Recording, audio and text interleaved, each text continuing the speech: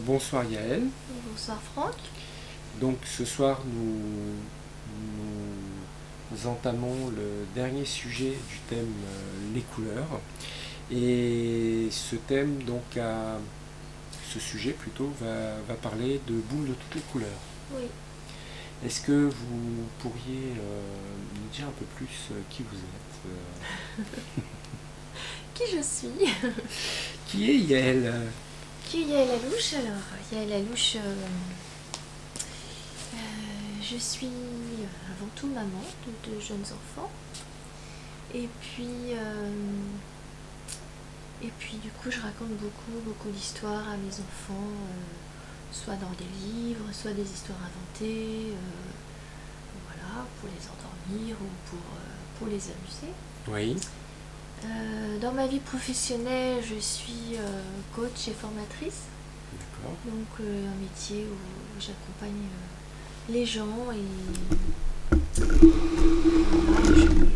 donc je pratique un accompagnement au changement, tout ce qui concerne, tout ce qui peut permettre aux gens en fait d'évoluer, d'aller au bout de leurs projets, au bout de leurs envies, voilà, et je travaille énormément aussi à l'aide d'analogies, de métaphores.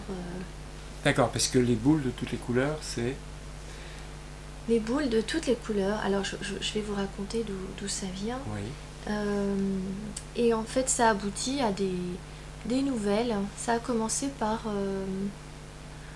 un écrit tout à fait personnel. D'accord. Parce que j'adore écrire, donc j'écris beaucoup de choses pour m'amuser, voilà. Puis un jour j'ai commencé à écrire, à décrire un état d'âme, donc avec des mots de tous les jours, et puis le symbole qui est apparu, c'était les boules de couleurs. Parce que je trouve que les couleurs c'est très parlant en fait. Et puis la boule aussi, c'est quelque chose, c'est un symbole, voilà. Donc je me suis amusée à décrire un état d'âme, ou un état émotionnel, à travers ces boules de couleurs. Et puis du coup, ça a fait une petite histoire. Et puis après, à d'autres moments de ma vie, ça m'a inspiré d'autres histoires à partir de cette base-là. Ok, très bien. Voilà. D'accord. Eh bien écoutez, donc ce soir, les boules de toutes les couleurs, sujet proposé par Yael Alouche. Donc je vous laisse la parole. Je vais commencer par... je repars en fait de ce que je vous ai dit tout à l'heure. Comment est apparue cette idée en fait des boules de couleurs, tout simplement à partir d'un écrit perso que je vais vous lire si vous voulez bien, et après vous allez comprendre comment c'est... Voilà, moi je trouve ça magique l'écriture parce que ça se passe tout seul, c'est des choses qui se passent tout naturellement, et puis à la rigueur c'est même pas, ça s'explique pas, c'est comme ça. Alors la question qui était posée au départ, c'est comment dire les choses qui me font mal. Au tout début, elle avait la taille d'un grain de poussière, et puis au fur et à mesure du temps, elle a pris la taille d'une bille, et puis d'une balle, et aujourd'hui, c'est une grosse boule difficile à porter. Cette grosse boule contient une grande partie de mon histoire. Pas possible de se séparer de son histoire. Alors comment l'alléger, la transformer en une compagne agréable, en faire un atout plutôt qu'un poids? Au pays des boules, il y a des boules de toutes les couleurs. La boule jaune est aimée parce qu'elle fait penser au soleil. La boule rouge est pleine d'énergie. La boule verte est pleine d'espoir. La boule bleue fait penser au ciel bleu et à la mer. La boule blanche a la pureté et la boule noire est détestée, rejetée, parce qu'elle fait penser au malheur et à la mort. Vous voyez donc, en fait, en partant d'une question, j'ai envie de dire basique, et en déroulant comme ça une pensée, à un moment donné, j'ai eu cette envie de décrire les choses d'une autre manière, d'une manière beaucoup plus symbolique, à l'aide de couleurs, à l'aide de formes, à l'aide de... Voilà. Et après, du coup, vous allez voir qu'on peut faire énormément de choses et raconter énormément, faire passer plein de messages qui prendraient beaucoup de temps avec des mots de tous les jours, tout simplement en partant et en décrivant c'est en partant de cette idée du pays des boules. Alors il y a une chose que je voulais partager avec vous aussi aujourd'hui, c'est en fait, donc je vous ai dit tout à l'heure que j'écris, j'adore écrire, j'écris beaucoup depuis très très longtemps. Ce que je voudrais partager avec vous, c'est qu'est-ce qui m'a amené finalement à oser publier mes écrits.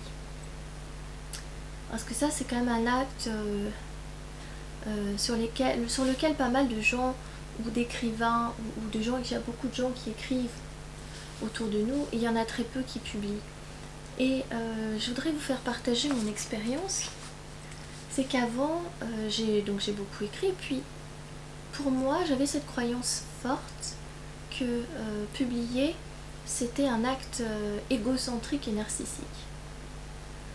Donc j'écrivais dans mon coin sans jamais faire lire quoi que ce soit à personne.